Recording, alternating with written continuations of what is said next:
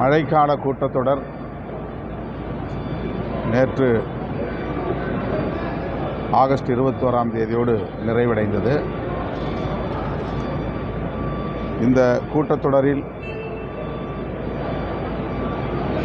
கடைசியாக அவர்கள் அறிமுகப்படுத்திய 3 சட்டங்கள் நாடாளுமன்ற ஜனநாயகத்தையே குழி தோண்டி புதைக்கும் மிக மோசமான சட்டங்களாகும். 30 நாட்கள் விசாரணை கைதியாக சிறையில் இருந்தால் போதும் முதலமைச்சர், அமைச்சர் மற்றும் பிரதமர் ஆகிய பதவிகளில் இருப்பவர்களை அந்த பதவியிலிருந்து நீக்க முடியும் என்கிற சட்ட மசோதாக்கள். எதிர்க்கட்சிகள் மிக கடுமையாக எதிர்ப்பு தெரிவித்த நிலையில் நாடாளுமன்ற கூட்டு நடவடிக்கை குழுவுக்கு இப்போது அனுப்பியிருக்கிறார்கள்.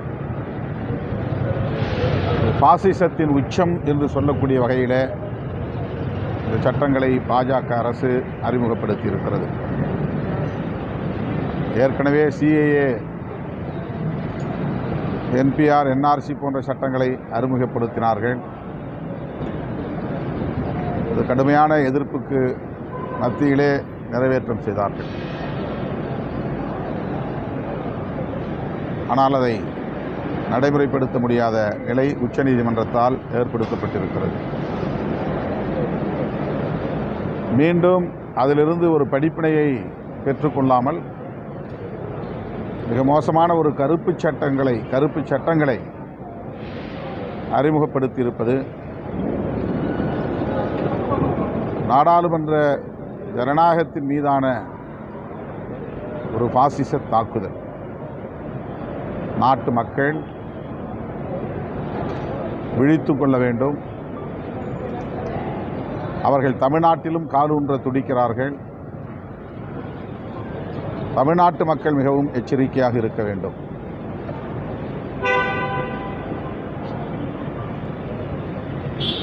பீகாரிலே வாக்காளர்கள் 65 லட்சம் பேர் பட்டியலில் இருந்து நீக்கம் செய்யப்பட்ட ஒரு நிலை அம்பலமாகியிருக்கிறது. ராகுல் காந்தி அவர்கள் அதை ஆதாரங்களோடு அம்பலப்படுத்தியிருக்கிறார்.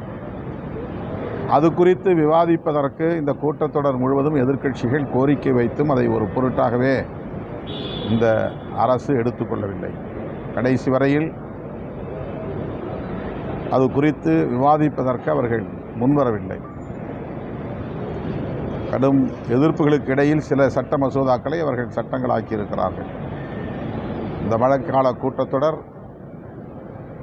மக்கள் விரோத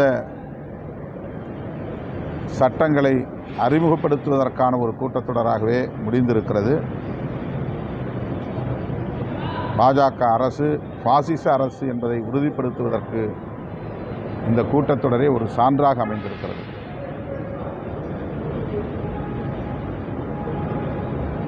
அமித்ஷா அவர்கள் தமிழ்நாட்டில் அடிக்கடி வருகை தருகிறார்.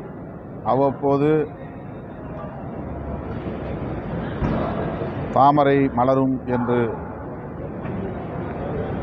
குறி சொல்லுகிறார்.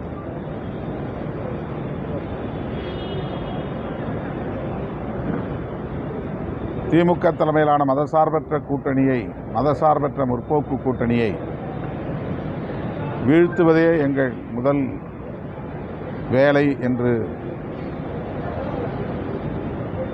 சவடால் பேசுகிறார். புதிதாக தோன்றுகிற கட்சிகளாக இருந்தாலும்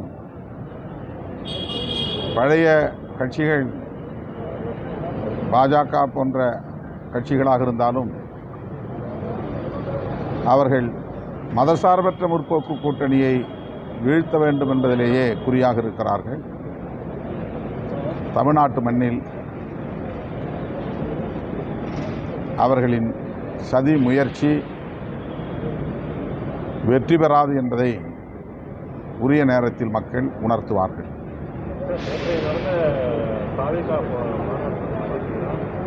தமிழக அரசியல் தாவேகாவுக்கும் திமுகவுக்கும் ஏற்பட்டது. அதே போல நேற்றைய அந்த மாநாட்டில் பாஜகவையும் திமுகவையும் கடுமையான விமர்சனம் இஸ்லாம், அதாவது மக்களுக்கு நல்லது செய்யறது இஸ்லாமிய ஒடுக்கிறதுக்காக ஒரு அரசு தான் பாஜக தான்.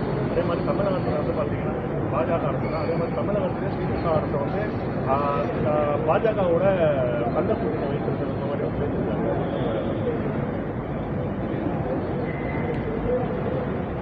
தமிழக வெற்றி கழகம் நடத்தியிருக்கிற 2வது மாநில மாநாடு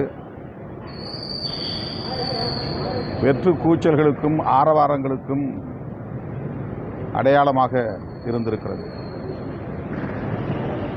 உருப்படியான எந்த கொள்கை கோட்பாட்டு முழக்கம் இல்லை. ஆக்கப்பூர்வமான செயல் திட்டங்கள் அறிவிக்கப்படவில்லை. திமுக வெறுப்பு, திமுக வெறுப்பு, திமுக வெறுப்பு என்பதே அந்த மேடையில் அவர்கள் உமிழ்ந்த அரசியல். ஆட்சிக்கு வருவோம், ஆட்சிக்கு வருவோம் என்று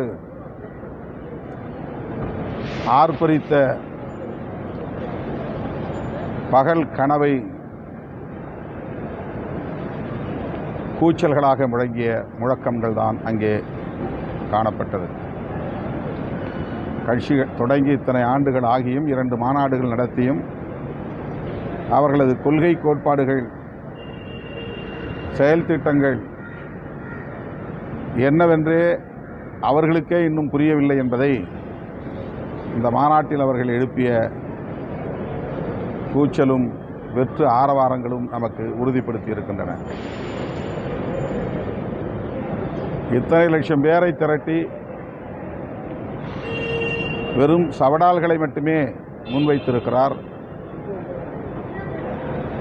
திமுக வெறுப்பை மட்டுமே உமிழ்ந்திருக்கிறார் நடிகர் விஜய் அவர்கள். அவருடைய பேச்சில் ஆக்கப்பூர்வமான எந்த கருத்தும் இல்லை, கருத்தியலும் இல்லை.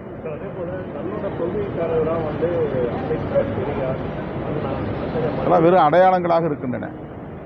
அம்பேத்கருடைய கொள்கை என்ன என்பதை பற்றி ஒருவராவது அந்த மேடையில் பேசினார்களா? பெரியாரின் கொள்கை என்ன என்பதை பற்றி அவர்களின் பேச்சில் ஏதாவது வெளிப்பட்டதா? பேசியவர்கள் அத்தனை பேருமே சவடால் அடித்தார்களே தவிர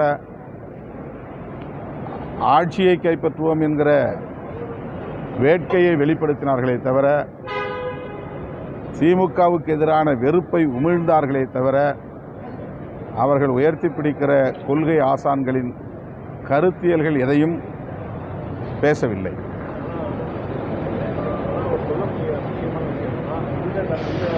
நேற்று நடந்த மாநாட்டில் அவர் வந்து பிஜேபியை கடுமையாக விமர்சிக்க மாட்டார்னு சொல்லி தான் இங்கே இருக்கக்கூடிய நேற்றைய தினம் கூட பிஜேபி நேரடியாக பிரதமர் மோடி, அதாவது பாஜகவை கொள்கை எதிரி என்கிறார், திமுகவை அரசியல் எதிரி என்கிறார். இது ஏற்கனவே சொன்னது தான். மீண்டும் அதையே ரிப்பீட் செய்திருக்கிறார். கொள்கையும் அரசியலும் வேறு வேறு அல்ல. அரசியல் இல்லாமல் கொள்கை இல்லை, கொள்கை இல்லாமல் அரசியல் இல்லை. திமுக அரசியல் எதிரி என்றால் அப்போ திமுகவினுடைய கொள்கை இவர்களுக்கு எதிரி இல்லையா என்ற கேள்வி எழுகிறது. பாஜக கொள்கை எதிரி என்றால் பாஜகவின் அரசியல் இவர்களுக்கு எதிரி இல்லையா என்ற கேள்வி எழுகிறது. அதிலேயே அவர்கள் ஒரு குழப்பத்தில் இருக்கிறார்கள். வெறும் தேர்தல் அரசியலுக்கான பகையாக திமுகவை அவர்கள் கருதுகிறார்கள். அவர்களை ஆட்சி அதிகாரத்திலிருந்து அப்புறப்படுத்திவிட்டு தாங்கள் ஆட்சி அதிகாரத்திற்கு வருவோம் என்று விரும்புகிறார்கள். இந்த விருப்பத்தை வெளிப்படுத்துவதற்கு பல லட்சம் பேரை திரட்டி பேசியிருக்கிறார்கள், அவ்வளவுதான்.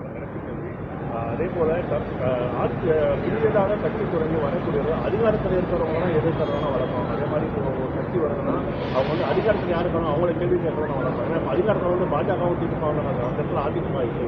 ஸோ அதிகாரத்தில் இருக்கிறவங்க கேள்வி அதிகாரத்தில் இருப்பவர்களை கேள்வி கேட்பது, விமர்சிப்பது பிரச்சனை இல்லை. ஆனால் அவர்கள் அதை தங்களுக்கான ஒரே அரசியல் கோட்பாடாக மட்டுமே வைத்திருக்கிறார்கள். அதுதான் அவர்களின் கோட்பாடு, அதுதான் அவர்களின் கொள்கை, என்பதைப் போல மீண்டும் மீண்டும் அதையே வலியுறுத்துகிறார்கள். மற்றபடி அவர்கள் கொள்கை சார்ந்த அல்லது கோட்பாடு சார்ந்த தீர்மானங்கள் எதையும் முன்வைக்கவில்லை. இப்போது இந்தியா முழுவதும் பற்றி எரியும் பிரச்சனை எஸ்ஐஆரை பற்றி என்ன நிலைப்பாடு, ஏன் அது குறித்து எந்த தீர்மானத்தையும் அவர்கள் நிறைவேற்றவில்லை அல்லது அதை பற்றி பேசவில்லை.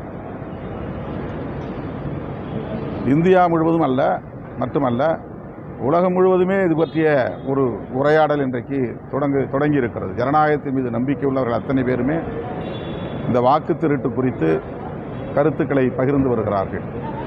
ஆனால் வாக்கு திருட்டு பற்றி தேர்தல் ஆணையமே பாஜக அரசுக்கு துணை போகக்கூடிய மிக மோசமான இந்த குற்றச் செயல் குறித்து தமிழக வெற்றிக் கழகத்தின் நிலைப்பாடு என்ன? அவர்கள் என்ன சொல்ல விரும்புகிறார்கள்? எதுவும் சொல்லவில்லை. அதைவிட வேறு என்ன பெரிய பிரச்சனை இன்றைக்கு பேச வேண்டிய பிரச்சனை இருக்கிறது? பேசவில்லை. அதே போல் இன்றைக்கு அவர்கள் கொண்டு வந்திருக்கிற இந்த 3 சட்டங்கள் கொடிய சட்டங்கள்,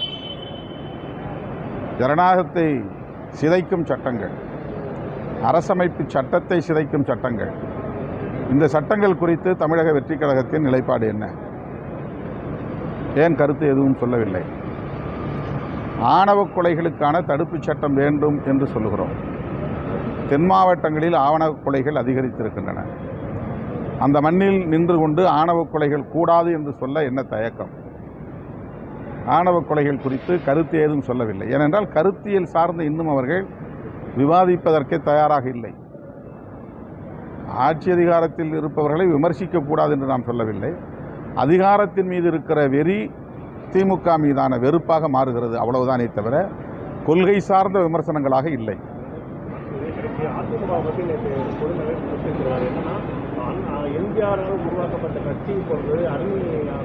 யாரு? எம்ஜிஆரால் உருவாக்கப்பட்ட ஒரு கட்சி இப்பொழுது அடிமை சாசனமாக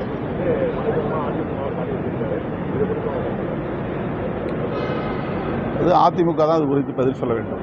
நான் எம்ஜிஆரை பற்றி சொன்ன உடனேயே ஊ என்று எகிரி குதித்தவர்கள் இப்போது வாய்மூடி கொண்டிருக்கிறார்கள். எம்ஜிஆர், அண்ணா, பெரியாரை பற்றி மிகவும் கொச்சையாக பேசுகிற பாஜகவினரை பற்றி ஒரு வார்த்தை கூட இவர்கள் கண்டிக்கவில்லை. தற்குறி எடப்பாடி பழனிசாமி என்று பேசியவர் அண்ணாமலை. அப்போதெல்லாம் அவர்கள் வாய் மூடிக்கொண்டு எங்கேயோ மௌனித்து கிடந்தார்கள், வாய் திறந்து பேசவில்லை.